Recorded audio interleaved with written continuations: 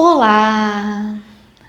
É um prazer imenso estar novamente aqui com vocês, podendo falar mais um pouquinho desse conteúdo tão maravilhoso que é a matemática. É sempre muito bom poder dividir com vocês um pouquinho do que eu sei sobre a matemática. E gostaria de pedir que, se vocês estiverem gostando das aulas, deem um like de vocês, se inscrevam no canal, porque daqui a pouquinho sairão novas aulas e vocês serão notificados sobre essas aulas que sairão, certo? Serão aulas bem interessantes, nós iremos começar a aprofundar nos conteúdos. E me sigam no Instagram profissional, porque lá eu vou sempre estar postando alguma coisa ou relacionada às aulas ou algo de interessante a respeito da matemática, certo? Por quê? Para a gente aprender matemática, a gente tem que gostar, correto? Hoje nós vamos falar de radiciação.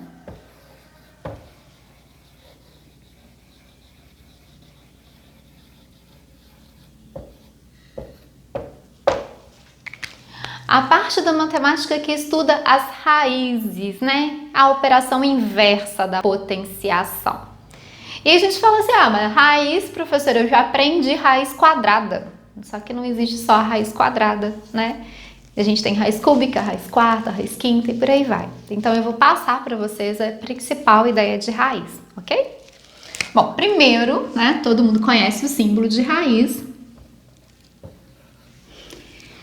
Esse Nzinho que está do lado de fora, ele recebe o nome de índice da raiz. Então aqui a gente tem o índice. E esse A que está dentro do símbolo, ele é chamado de radicando.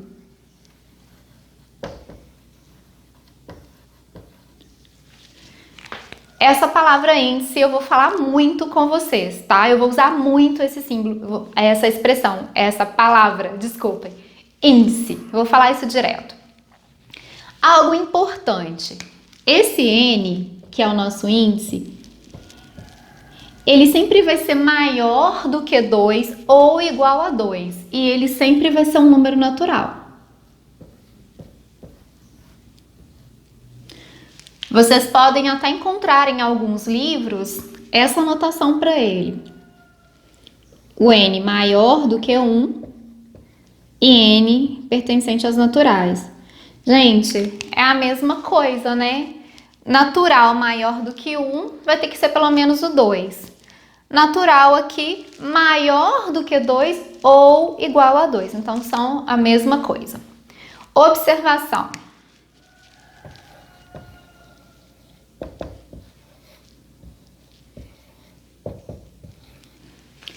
Raiz enésima de zero é sempre zero, porque 0 vezes 0 vai dar 0. Então, se a gente coloca raiz quadrada de 0, é 0. A raiz cúbica de 0 também é 0. Raiz quinta de 0, 0. E assim por diante, certo? Lembrando que, como o menor valor do N é o 2, quando a raiz for quadrada, em que esse índice for 2, eu não sou obrigada a colocar o 2, tá? Cíntia, se eu quiser colocar o número 2 sem algum problema, os meus alunos me dizem muito isso. Eles falam muito assim, eu posso esquecer, posso colocar para lembrar? Pode, ter problema nenhum, tá? É critério seu. Mas você precisa saber que quando não tem nada, é porque é 2, ok? Vamos prestar atenção em algumas coisas importantes aqui. Se esse N for um número par e o meu A for maior do que 0, quer dizer, o N é um número par e o meu A, meu radicando, ele é positivo. A raiz enésima de A é igual a B. Se esse B elevado a N for igual a A. Nossa, parece que eu falei em outro idioma, né? Gente, o que eu tô falando é o seguinte. Por exemplo, a raiz quarta de 81 é 3. Por que a raiz quarta de 81 é 3? Porque 3 elevado à quarta potência dá 81. Então, é só isso que eu estou falando para vocês, tá bom? Então, se a raiz uma raiz quadrada de 144? É 12, porque 12 ao quadrado é 144, certo? Por aqui, por enquanto, não estou ensinando a extrair as raízes, estou só passando algumas observações importantes, tá bom? Depois eu vou ensinar a tirar da raiz. Se esse n for par, se n é par e a é menor do que zero, então, se eu tenho um n par e o meu a é negativo, a raiz não se define dentro dos reais. Raiz enésima de a não se define em R, quer dizer, não é real, tá? Exemplo, se eu colocar para vocês assim, raiz quadrada de menos 25, não é real, não tá dentro do conjunto dos números reais. Cíntia, mas você tá falando que ela não define em R, ela define sim, num outro conjunto numérico, tá? Mas eu não vou citar esse conjunto aqui, por quê? Porque a gente tá com a matemática básica, a gente tá no início, não é? E esse conjunto ele precisa de algo mais para a gente poder falar dele. Então, ele não é definido em R. Eu peço para os meus alunos colocarem ou escreverem que não define em R, ou colocarem isso aqui, não existe dentro do conjunto dos reais. Mas sempre lembrando, não existe dentro do conjunto dos reais, tá? Que isso é o conjunto que nós conseguimos estudar até o 9º ano do ensino fundamental, tá bom? Por que ela não existe, né? Por que ela não é definida? Porque quando a gente fala de raiz, a gente está falando de valores, né? Fatores que são multiplicados N vezes para dar o que está dentro da raiz. São fatores iguais. Então, se eu penso na raiz de menos 25, por exemplo, e faço menos 5 vezes menos 5, o que vai acontecer? Isso aqui vai dar mais 25. Para eu encontrar o 25 negativo, eu precisaria que os sinais estivessem contrários. E aí, eu não tive uma multiplicação de N fatores iguais. Eles são diferentes, eles são opostos.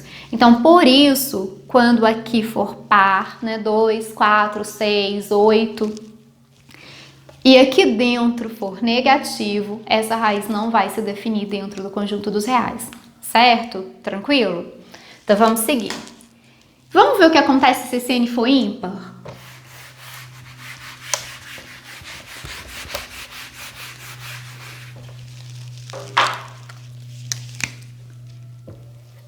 Se N é ímpar, gente, se o N é ímpar, não importa o meu A. A raiz enésima de A é igual a B, se B elevado a N é igual a A. O que você falou, né? Então é o seguinte, a raiz cúbica de 8 é 2, por quê? 2 elevado ao cubo vai ser igual a 8, certo? A raiz cúbica de menos 8 é menos 2, pois o menos 2 elevado ao cubo vai virar menos 8. Então, quando o índice é ímpar, eu não tenho problema com radicando. Ele pode ser positivo, ele pode ser negativo. Para mim não é problema nenhum. Por quê? Porque quando eu elevo um número negativo a um expoente ímpar, ele continua negativo. Meu problema surge quando o meu índice é par, ok? Certinho? Beleza, podemos seguir? Vamos lá? Se nós tivermos umas propriedades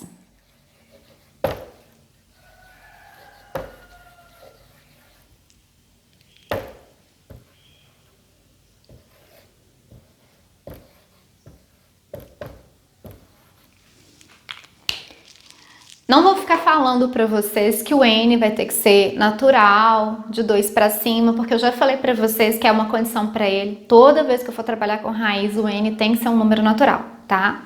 Então, olha só. Raiz enésima de A elevado a N é A. Por que isso acontece? A raiz, ela pode ser representada através de uma potência. A raiz enésima de A elevado a N seria representada por isso aqui, ó. Certo? Esse aqui é o meu numerador e esse aqui é o meu denominador. A gente tem uma propriedade assim.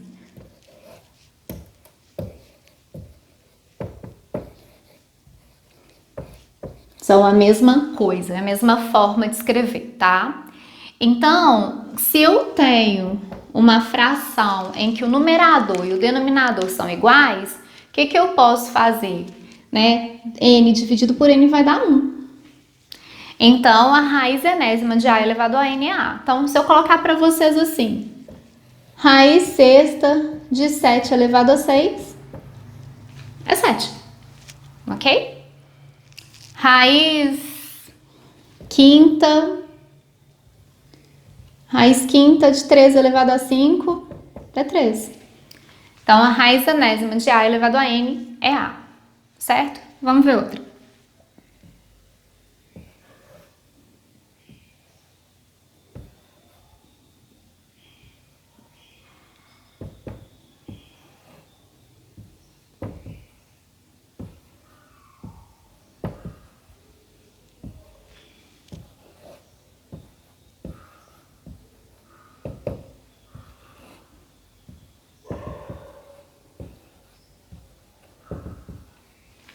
Gente, como eu falei para vocês, né, a raiz, ela pode ser representada através de uma fração, só que seria uma fração no expoente, mas as regras de frações, elas valem. Lembra que vocês lá no ensino, nos anos iniciais, né, terceiro ano, quarto ano, quinto ano, vocês aprendem frações equivalentes, que são aquelas frações que a gente obtém, né, quando a gente faz uma multiplicação por números iguais do numerador e do denominador, ou a gente faz uma divisão, que é a simplificação da fração. Então, isso serve para a raiz, tá? Então, eu posso multiplicar, desde que eu multiplique o índice e o expoente pelo mesmo valor, e eu também posso dividir, desde que seja pelo mesmo valor, tá? Isso aqui vai ser importante mais para frente, da gente multiplicar. Quando eu ensinar vocês a colocar os índices das raízes iguais, tá? Aí a gente vai precisar disso aqui, do fato da gente poder fazer isso. Esse aqui é mais comum eu usar quando eu tenho uma situação em que eu não consigo tirar o número da raiz, mas eu consigo fazer com que o índice da raiz caia. Vamos supor aqui que eu tenho que calcular a raiz décima de 2 elevado à quinta potência, por exemplo. Já pensou eu fazer 2 vezes 2 vezes 2? Vai dar 32, mas eu achar a raiz décima de 32, descobrir qual é o número que foi multiplicado por ele mesmo 10 vezes para dar 32. Então, eu posso fazer com que isso seja mais fácil. Como? Eu divido aqui por 5 e divido aqui por 5. Por que por 5? Porque o 5 é um divisor comum. Então, aqui, ó, eu dividi por P. P foi divisor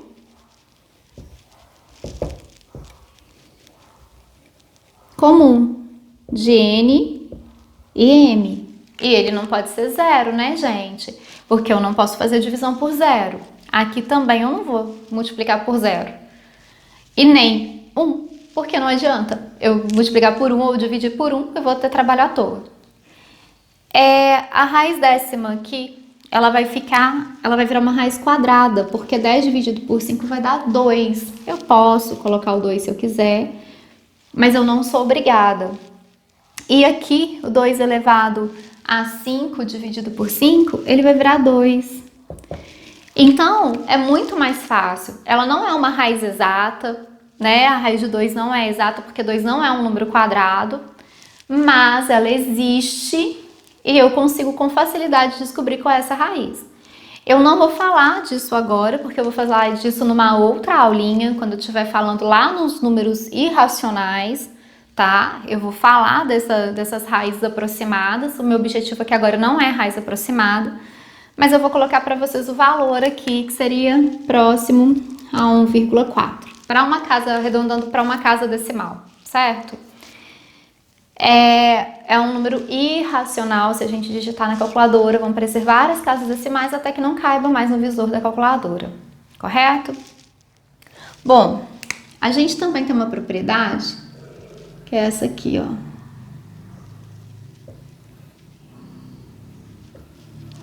A gente tem uma raiz dentro da outra raiz. Isso faz com que a gente possa multiplicar essas raízes, esses índices. Então, falar que a raiz enésima da raiz emésima de A é a mesma coisa de eu falar que eu tenho a raiz de n vezes m A. Nossa, tá confuso. Tá, se a gente puser assim, ó, raiz cúbica da raiz quadrada de 6, por exemplo, né? O que é isso? É a raiz sexta de 6. Por que é a raiz sexta de 6? Porque 3 vezes 2 vai dar 6, correto? Tranquilo? Vamos para mais uma situação, então.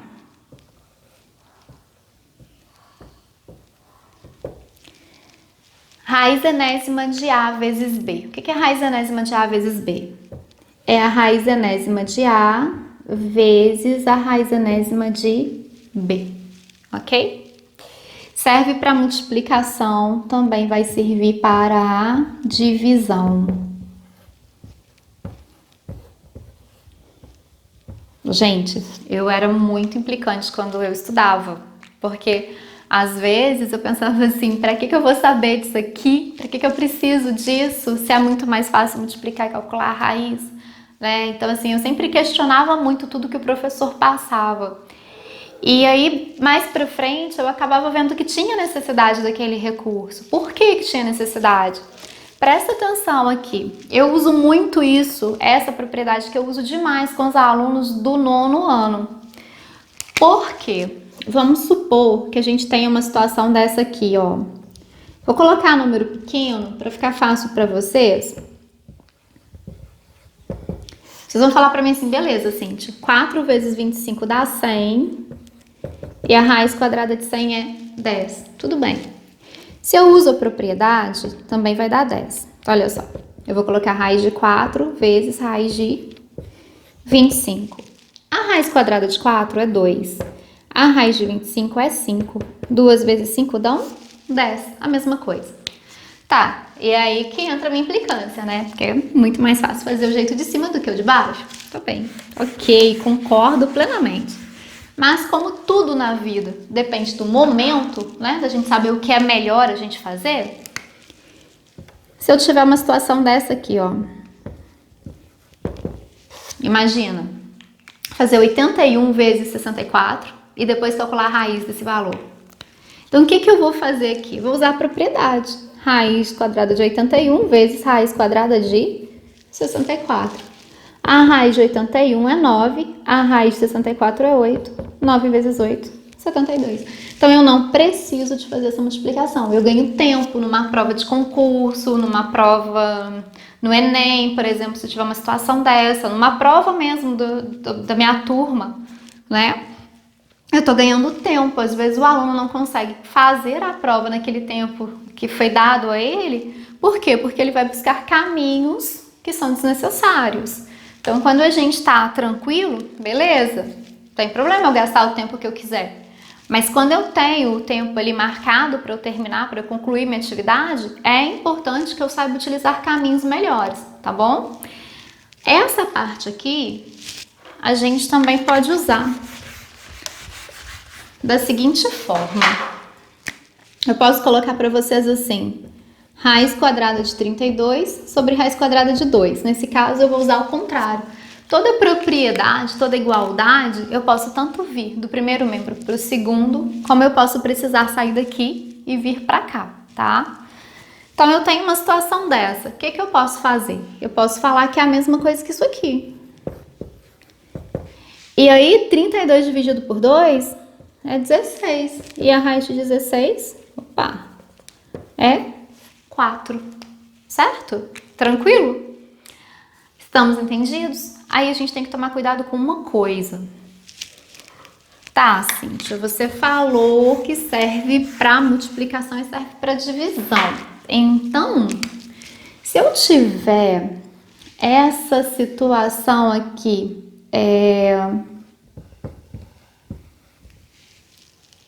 eu posso colocar raiz de 4 mais raiz de 16? Não. Porque a raiz quadrada de 4 é 2, a raiz de 16 é 4. 4 mais 2 são 6. Se você soma aqui, você tem 20. A raiz quadrada de 20 é diferente de 6, né? Não é. Primeiro que não é um número inteiro, nem racional, é um número irracional. Menor do que 5, a gente aqui encontrou 6. Então, eu jamais posso fazer essa igualdade, tá bom? Então, serve para multiplicação, serve para divisão, mas não serve para adição. Correto? Gente, essa aula foi de introdução sobre raiz, apresentação, algumas propriedades.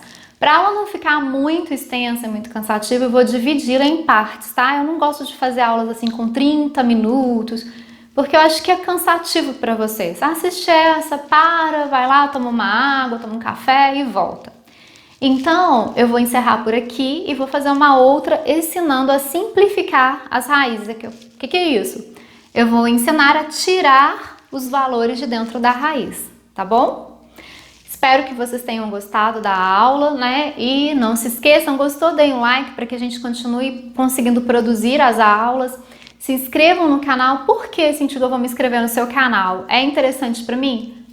Por quê? Porque todas as vezes que sair um vídeo novo, você vai ser notificado se você tiver acionado o sininho, tá bom? E as aulas vão ficar cada vez mais interessantes. Gente, matemática, quanto mais eu estudo, mais eu aprendo. E quanto mais eu aprendo, mais eu gosto. Então, vamos aproveitar esse tempo que nós estamos tendo em casa e vamos nos exercitar, né? Colocar o nosso cérebro para trabalhar um pouquinho, para a gente aprender, para a gente chegar treinado depois, quando tudo voltar ao normal, a gente tá afiado com o conteúdo, certo? Sigam também o professor Marcos, né? Ele é professor de português, é um excelente professor, muito didático, muito animado, as aulas dele são ótimas, né?